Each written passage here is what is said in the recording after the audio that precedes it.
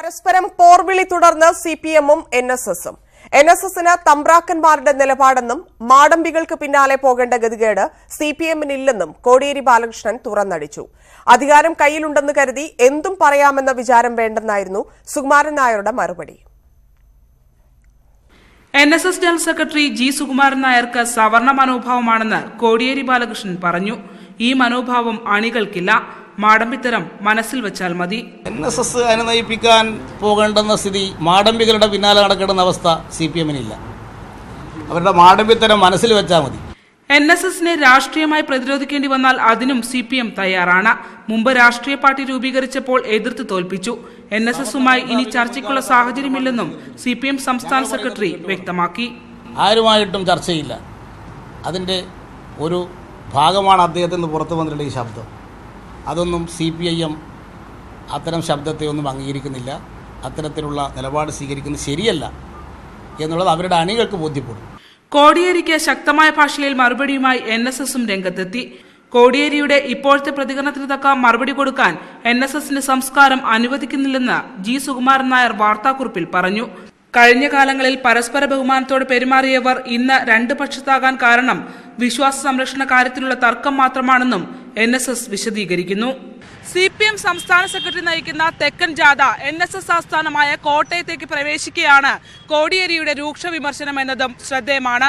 ആലപ്പുഴയിൽ നിന്നും cameraman Prashant മംഗലശ്ശേരിക്കൊപ്പം Saranya Snehajan, news 18. സമവായത്തിനുള്ള എല്ലാ വഴികളും അടഞ്ഞെന്ന തിരിച്ചറിവാണ് എൻഎസ്എസുമായുള്ള സിപിഎമ്മിന്റെ യുദ്ധപ്രഖ്യാപനത്തിന് പിന്നിൽ.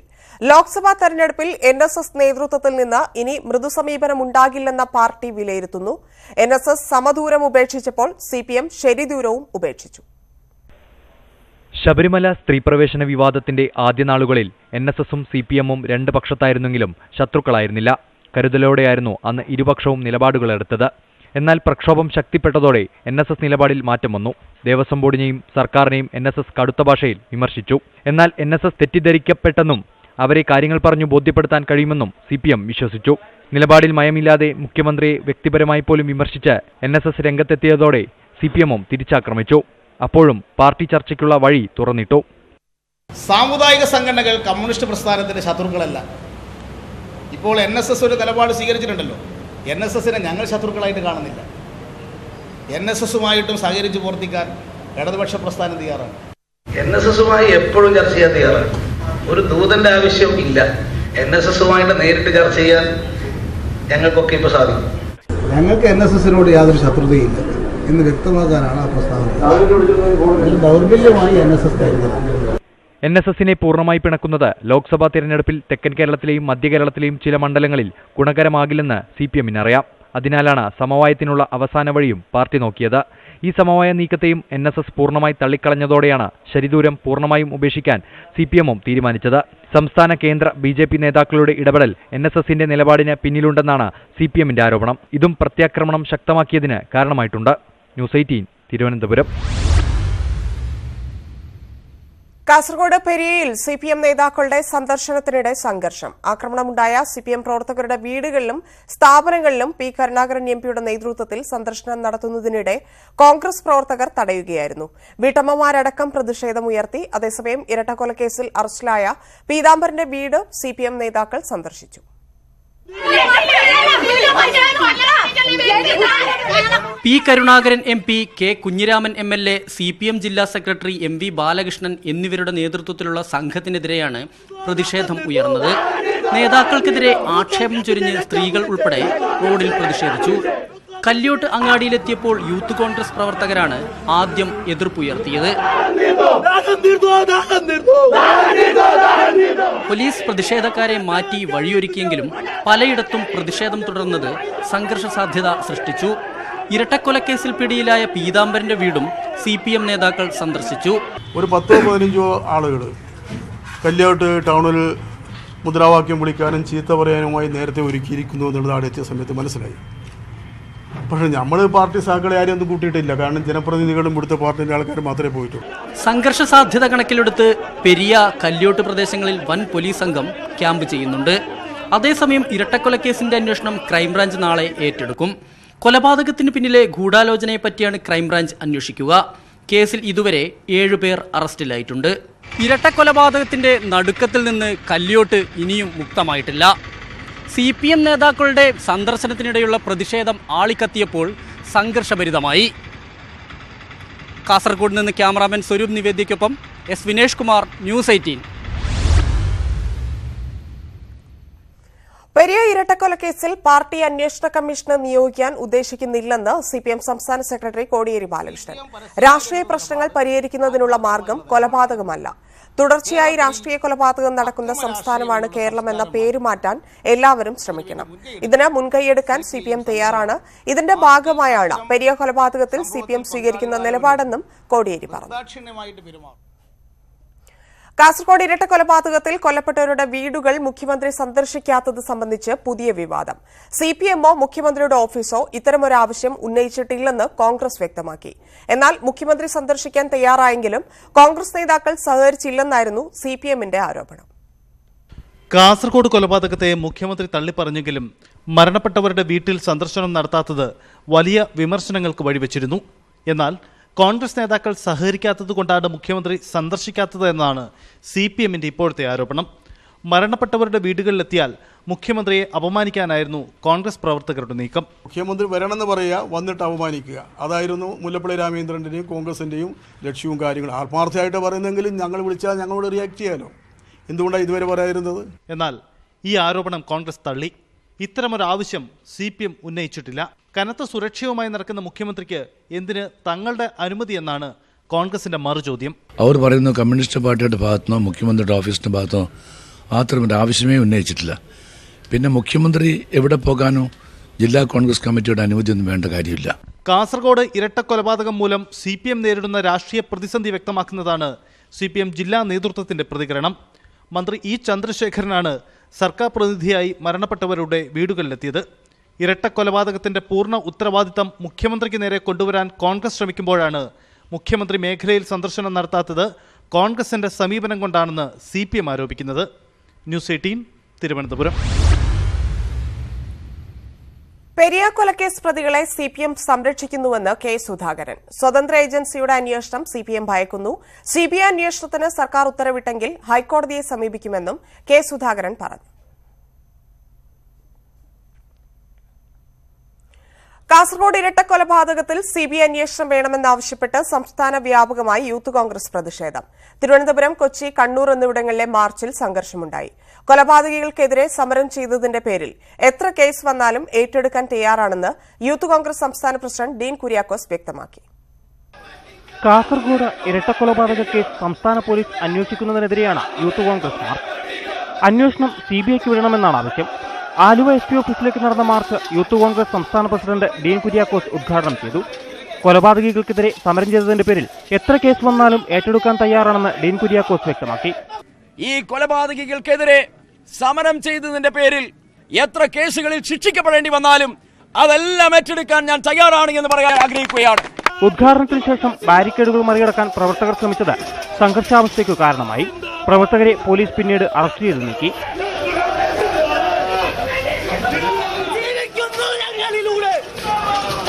തിരുവനന്തപുരത്ത് സെക്രട്ടേറിയറ്റിലേക്കായിരുന്നു മാർച്ച്.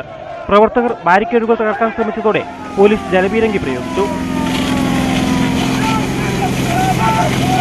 കോഴിക്കോട് ADGP ഓഫീസിലേക്ക് നടത്തിയ March DCC president T. Siddique ഉദ്ഘാടനം ചെയ്തു. മാർച്ച് പോലീസ് തടഞ്ഞതോടെ നേരിയ തോതിൽ കല്ലേറുണ്ടായി. മലപ്പുറം SP ഓഫീസിലേക്ക് നടത്തിയ മാർച്ച് AP അനിൽകുമാർ MLA ഉദ്ഘാടനം ചെയ്തു. News desk news 18. വാഗമൺ വിനോദസഞ്ചാര കേന്ദ്രത്തിൽ തൂക്കുപാലം പൊട്ടിവീണ് 15 പേർക്ക് പരിക്ക്. അങ്കമാലി മഞ്ഞപ്ര സെന്റ് ജോർജ് പള്ളി സൺഡേ സ്കൂളിൽ നിന്ന് യാത്ര പോയവരാണ് അപകടത്തിൽപ്പെട്ടത്. കഴിഞ്ഞ ഞായറാഴ്ച കേന്ദ്രമന്ത്രി അൽഫോൺസ് കണ്ണന്താനം ഉദ്ഘാടനം ചെയ്ത പാലമാണ് പൊട്ടിവീണത്. കോലാഹലമേട് ആത്മഹത്യാ മുനമ്പിന് സമീപം അടുത്തിടെ നിർമ്മാണം പൂർത്തിയായ തൂക്കുപാലത്തിലാണ് ഉച്ചയോടെ അപകടമുണ്ടായത്.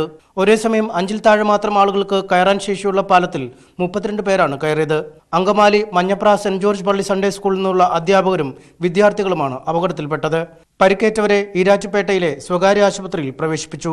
ഒരു 13 പേരോളം നിൽക്കുമ്പോൾ അത് പൊട്ടി താഴെ വീണുകയുണ്ടായി.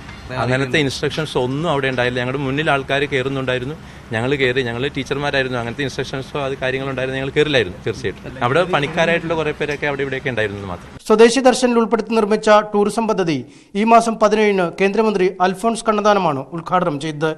എന്നാൽ ഒരാഴ്ച പിന്നിട്ടിട്ടും തൂക്കുപാലം ടൂറിസം വകുപ്പിന് കൈമാറിയിരുന്നില്ല. സുരക്ഷാ മുന്നറിയിപ്പുകൾ നൽകാതിരുന്നതും സഞ്ചാരികളെ നിയന്ത്രിക്കാൻ ഗാർഡുകളെ നിയോഗിക്കാതിരുന്നതുമാണ് അപകടത്തിനിടയാക്കിയതെന്ന് നാട്ടുകാർ പറയുന്നു. ന്യൂസ് 18 ഇടുക്കി. ബംഗളൂരു യലഹങ്ക വ്യോമസേനാ താവളത്തിന് സമീപത്തെ പാർക്കിംഗ് ഗ്രൌണ്ടിലുണ്ടായ തീപിടുത്തത്തിൽ 100ഓളം കാറുകൾ കത്തിനശിച്ചു. എയ്റോ ഇന്ത്യയുടെ ഷോ കാണാനെത്തിയവരുടെ കാറുകളാണ് കത്തിനശിച്ചത്. അപകടത്തിന്റെ കാരണം വ്യക്തമല്ല. തീ നിയന്ത്രണ വിധേയമായി.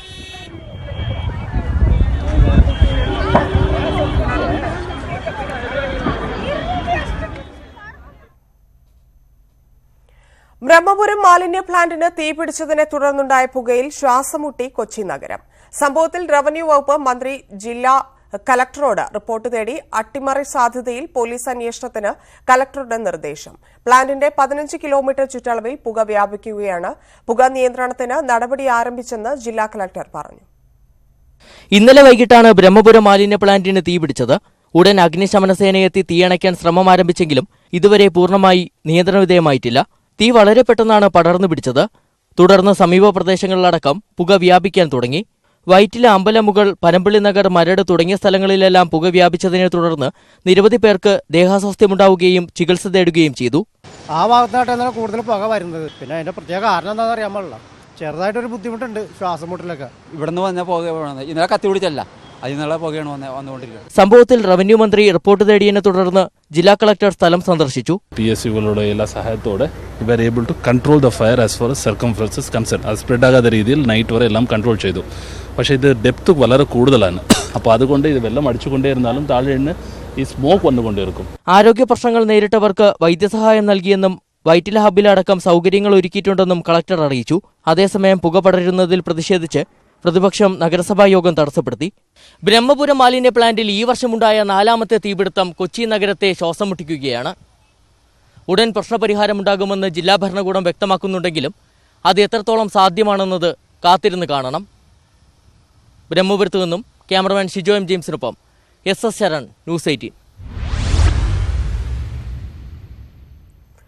എടവണ്ണ പന്നിപ്പാറ തൂവക്കാടിൽ പെയിന്റ് കടയുടെ ഗോഡൌണിന് തീപിടിച്ചു. ഫയർഫോഴ്സും നാട്ടുകാരും ചേർന്ന് തീ അണയ്ക്കാനുള്ള ശ്രമം തുടരുകയാണ്.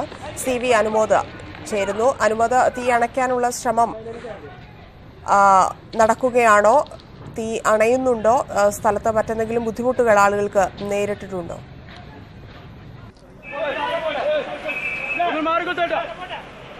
നമുക്കിപ്പോൾ ദൃശ്യങ്ങളിൽ കാണാം 3 മണിക്കൂറോളം ആയി ഇവിടെ തീ അണയ്ക്കാനുള്ള ശ്രമം തുടങ്ങിയിട്ട്. ദൃശ്യങ്ങളിൽ കാണാം ഇപ്പോഴും ആ ശ്രമങ്ങൾ പുരോഗമിച്ചുകൊണ്ടിരിക്കുകയാണ്. തീ പൂർണ്ണമായും നിയന്ത്രണ വിധേയമാക്കാൻ സാധിച്ചിട്ടില്ല. വലിയ പുകപടലങ്ങൾ ഉയർന്നുകൊണ്ടിരിക്കുന്ന കാഴ്ചയാണ് നമ്മളിപ്പോൾ കണ്ടുകൊണ്ടിരിക്കുന്നത്. 3 മണിക്കൂറിലേറെയായി പോലീസും ഫയർഫോഴ്സും ട്രോമ കെയറും നാട്ടുകാരടങ്ങുന്ന വലിയൊരു സംഘം ഈ ഒരു ഉദ്യമം തുടങ്ങിയിട്ട്. നമ്മൾ നേരത്തെ സൂചിപ്പിച്ചതുപോലെ ഒരു പെയിന്റ് ഗോഡൌൺ ആണ്. അതുകൊണ്ട് തന്നെ വലിയ ഒരു ലോഡ് പെയിന്റുകളും ടിന്നറുകളും, അതായത് തീ എളുപ്പത്തിൽ പടർന്നു പിടിക്കാൻ സാധ്യതയുള്ള പദാർത്ഥങ്ങൾ ഒരുപാട് സൂക്ഷിച്ചിരുന്ന മേഖലയാണ് ഇപ്പോൾ കത്തി നശിച്ചുകൊണ്ടിരിക്കുന്നത്. സ്വാഭാവികമായിട്ടും അതുകൊണ്ട് തന്നെ തീ പടർന്നു പിടിക്കുന്ന ഒരു സാഹചര്യം ഉണ്ടായിരുന്നു. തീ നിയന്ത്രിക്കാൻ ഇതാണ് ഒരു പ്രധാനമായും ഒരു തടസ്സമായി കണ്ടിരുന്നത്. ഇപ്പോൾ നമുക്കറിയാം 8 യൂണിറ്റോളം ഫയർഫോഴ്സിന്റെ വാഹനങ്ങൾ ജില്ലയുടെ വിവിധ ഭാഗങ്ങളിൽ നിന്നും കോഴിക്കോട് നിന്ന് എത്തിക്കഴിഞ്ഞിട്ടുണ്ട്. ഏറ്റവും ഒടുവിലായി കരിപ്പൂർ വിമാനത്താവളത്തിലെ ഫയർഫോഴ്സ് യൂണിറ്റ്, പ്രത്യേക ഫയർഫോഴ്സ് യൂണിറ്റും തീ അണയ്ക്കുന്നതിന് വേണ്ടി ഇവിടേക്ക് എത്തിയിട്ടുണ്ട്. വലിയ തോതിലുള്ള ശ്രമം നാട്ടുകാരുടെ ഭാഗത്ത് നടക്കുന്നു. ട്രോമ കെയർ അംഗങ്ങൾ നമ്മുടെ ചേരുന്നുണ്ട്. എപ്പോഴാണ് തീ പിടിച്ചത്? ഇത് ഏകദേശം ഇപ്പോൾ ഒരു 2 മണിക്കാണ് ഞങ്ങൾക്ക് വിവരം കിട്ടിയത്. ഞാൻ മഞ്ചേരിയിലുള്ളതാണ്. ഞങ്ങൾ സെക്രട്ടറി പ്രതീഷ് സാറിനോട് നേതൃത്വത്തിൽ മെസ്സേജ് വന്നു. ഇങ്ങനെ ഇടവണ്ണ ഭാഗത്ത് ഒരു പെയിൻറ്റിൻ്റെ കട തീപിടിച്ചിട്ടുണ്ട് പറഞ്ഞിട്ട് ഞങ്ങൾ ഏകദേശം ഒരു 150-200 മഞ്ചേരിയിൽ മലപ്പുറം ജില്ലയിലെ പട്ടാൾക്കാരെന്ന് വിശേഷിപ്പിക്കുന്നു. ഞങ്ങൾ നീലൊക്കെ പട്ടാൾക്കാർ ഇവിടെ എത്തി ഞങ്ങൾ കൊണ്ട് മാക്സിമം കഴിയണം ഞങ്ങൾ ചെയ്തു. വാഹനം ഇത് ഒരു ടാങ്ക് ലോറി ഉണ്ടായിരുന്നു. ഞങ്ങൾ വന്ന സ്പോട്ടിൽ തന്നെ ഇത് കത്തലും അത് പൊട്ടിത്തെറിച്ചു. കുറേ ആൾക്കാർ ഓടി, കുറേ ഇടവണ്ണ തൂവക്കാട്ടിലാണ് അപകടമുണ്ടായിരിക്കുന്നത്. പെയിന്റ് കടയുടെ ഗോഡൌണിനാണ് തീ പിടിച്ചത്. തീ അണയ്ക്കാനുള്ള ശ്രമങ്ങൾ തുടരുകയാണ്. സ്ഥലത്ത് നിന്ന് CV അനുമോദാണ് വിവരങ്ങൾ നൽകിയത്. പുൽവാമ ഭീകരാക്രമണത്തെ തുടർന്ന് കശ്മീരികൾക്കെതിരായ അതിക്രമങ്ങളെ വിമർശിച്ച് പ്രധാനമന്ത്രി നരേന്ദ്രമോദി. പോരാട്ടം കശ്മീരികൾക്കെതിരല്ലെന്ന് പ്രധാനമന്ത്രി പറഞ്ഞു. അതേസമയം കശ്മീർ വിഘടനവാദി നേതാവ് യാസിൻ മാലിക്കിനെ പോലീസ് അറസ്റ്റ് ചെയ്തു. പുൽവാമ ഭീകരാക്രമണത്തെ തുടർന്ന് രാജ്യവ്യാപകമായി കശ്മീരികൾക്കെതിരെയുള്ള അതിക്രമങ്ങളെ ശക്തമായ ഭാഷയിലാണ് പ്രധാനമന്ത്രി നരേന്ദ്രമോദി വിമർശിച്ചത്. കശ്മീർ സംരക്ഷിക്കാനാണ് പോരാട്ടമെന്നും കശ്മീരികൾക്ക് എതിരല്ലെന്നും മോദി പറഞ്ഞു. കശ്മീരികളെ സംരക്ഷിക്കുക എന്നത് തന്റെ ഉത്തരവാദിത്തമാണ്. കശ്മീരിലെ യുവാക്കൾ ഭീകരത കാരണം അസ്വസ്ഥരാണെന്നും പ്രധാനമന്ത്രി. कश्मीर का बच्चा बच्चा वो भी इन आतंकवादियों से परेशान है. वो भी आतंकवाद को खत्म करने के लिए हमारे साथ आने के लिए तैयार है.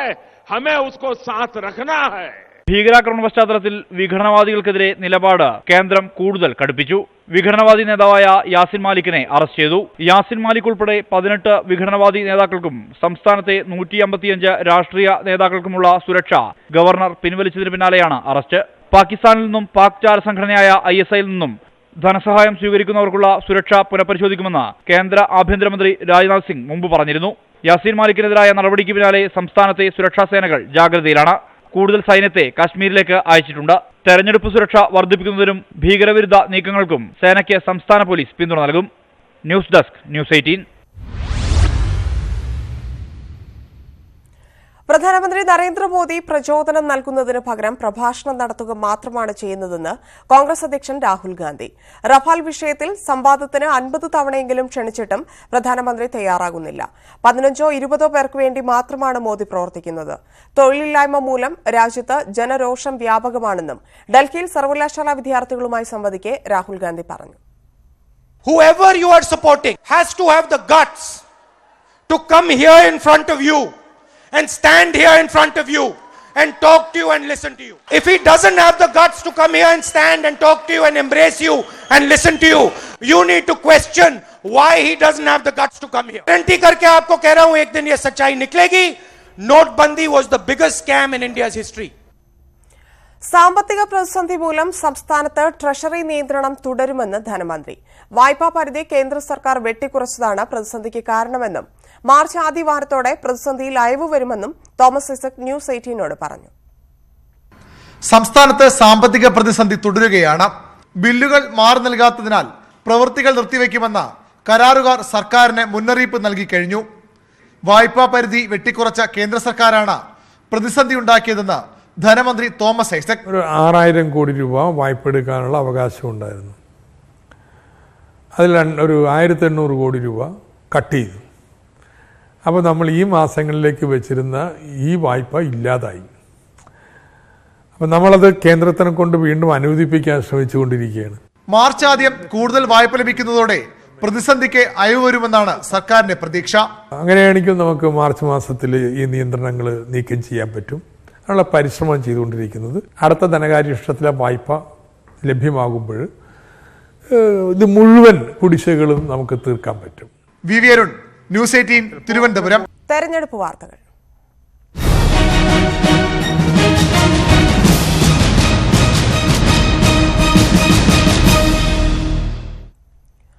തിരുവനന്തപുരം അടക്കം 1/2 ഡസൻ സീറ്റിൽ അരയും തലയും മുറുക്കി മത്സരത്തിനിറങ്ങാൻ BJPക്ക് RSSന്റെ നിർദ്ദേശം.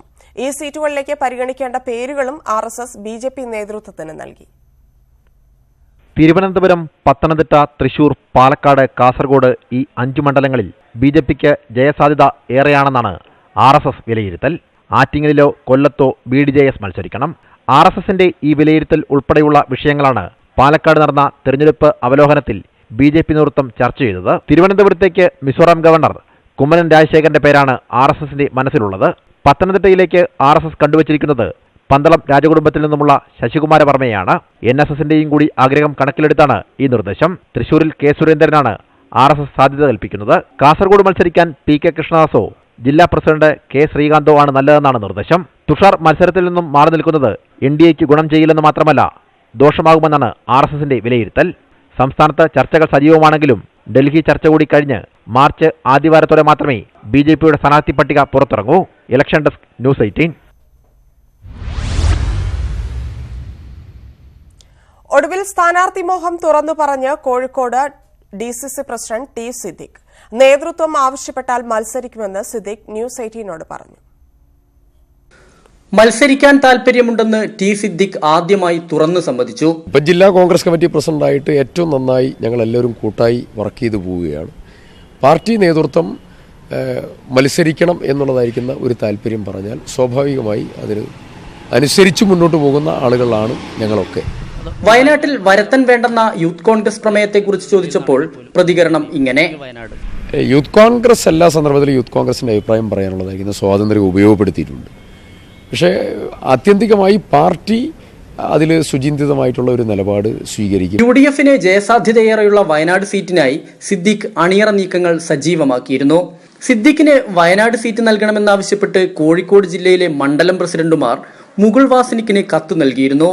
വയനാട്ടിലേക്ക് MM ഹസൻ, KC വേണുഗോപാൽ, ഷാനിമോൾ ഉസ്മാൻ എന്നിവരുടെ പേരുകളും കേൾക്കുന്നതിനിടെയാണ് യൂത്ത് കോൺഗ്രസ് വരത്തന്മാർ വയനാട്ടിലേക്ക് വേണ്ടെന്ന പ്രമേയം പാസാക്കിയത്.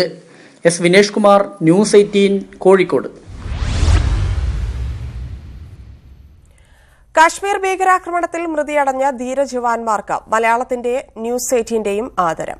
തിരുവനന്തപുരത്ത് പാളയം രക്തസാക്ഷി മണ്ഡപത്തിൽ ഇന്ന് വൈകിട്ട് 6 മണിക്കാണ് ചടങ്ങ്. ചടങ്ങിൽ സൈനിക, രാഷ്ട്രീയ, സാംസ്കാരിക മേഖലയിലെ പ്രമുഖർ പങ്കെടുക്കും. കളിയിലെയും ജീവിതത്തിലെയും ഉയർച്ച താഴ്ചകൾ പങ്കുവച്ച് ടെന്നീസിലെ മുൻ 1-ാം നമ്പർ താരം ആന്ദ്രെ അഗാസി. ലഹരിയിൽ മുങ്ങിയ മോശം കാലവും കാരുണ്യ പ്രവർത്തനങ്ങളിലൂന്നിയുള്ള വർത്തമാനകാലവും കയ്യടിയോടെയാണ് കാണികൾ ഏറ്റുവാങ്ങിയത്. രാജ്യാന്തര അഡ്വർടൈസിംഗ് അസോസിയേഷൻ ലോകസമ്മേളനത്തിൽ പങ്കെടുക്കാനാണ് അഗാസി കൊച്ചിയിലെത്തിയത്. അച്ഛന്റെ പിടിവാശിക്ക് കീഴടങ്ങിയായിരുന്നു ടെന്നീസ് കളിച്ചു തുടങ്ങിയത്. കൗമാരം കഴിഞ്ഞപ്പോൾ എത്തപ്പെട്ടത് ലഹരിയുടെ ലോകത്ത്. എന്നാൽ ടെന്നീസിലൂടെ ജീവിതം തിരിച്ചുപിടിച്ച് ഒന്നാമനായ കഥ ആന്ദ്രെ അഗാസി ഓർത്തെടുത്തു. It was never my choice to play, being the youngest of 4 children.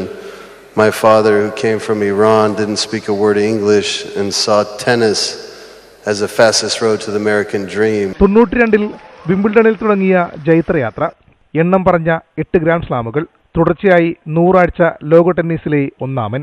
ഈ നേട്ടങ്ങളും ഭാര്യ സ്റ്റെഫി ഗ്രാഫുമെല്ലാം ആകസ്മികമായി വന്നു ചേരുകയായിരുന്നു. ഒന്നിൽ നിന്നും താഴേക്കുള്ള പതനം ഏറെ മാനസിക സമ്മർദ്ദം നൽകി. 2 1-ാം നമ്പർ താരങ്ങളൊത്തുള്ള കുടുംബജീവിതത്തെക്കുറിച്ച് അഗാസിയുടെ വാക്കുകൾ ഇങ്ങനെ: I had the chance to dance with Steffi Graf because she was always winning it on the women's side, so I still felt like I had a long ways to go, if you know what I'm saying. ഇന്ത്യയും അമേരിക്കയും തമ്മിൽ അവസരങ്ങളിൽ അന്തരമുണ്ട്. ടെന്നീസിൽ നിന്ന് വിരമിച്ച ശേഷം വിദ്യാഭ്യാസ മേഖലയിൽ നടത്തുന്ന ജീവകാരുണ്യ പ്രവർത്തനങ്ങളും താരം വിശദീകരിച്ചു. ന്യൂസ് 18, കൊച്ചി. ഹൈക്കോൺ ഇന്ത്യയുടെ 4ാമത്തെ നിർമ്മാണ യൂണിറ്റിന്റെ ഉദ്ഘാടനം വൈദ്യുതി വകുപ്പ് മന്ത്രി MM മണി തൃശൂരിൽ നിർവഹിച്ചു. ചടങ്ങിൽ Hykon CMD Christo George, director Catherine Christo, vice president Harikumar തുടങ്ങിയവർ സംസാരിച്ചു. കുട്ടനെല്ലൂരിൽ പ്രവർത്തിക്കുന്ന യൂണിറ്റിൽ വാർഷിക ഉൽപാദന ശേഷി 36,000 ബാറ്ററി പാക്കുകളാണ്. 5 മണി വാർത്ത പൂർണ്ണമാകുന്നു.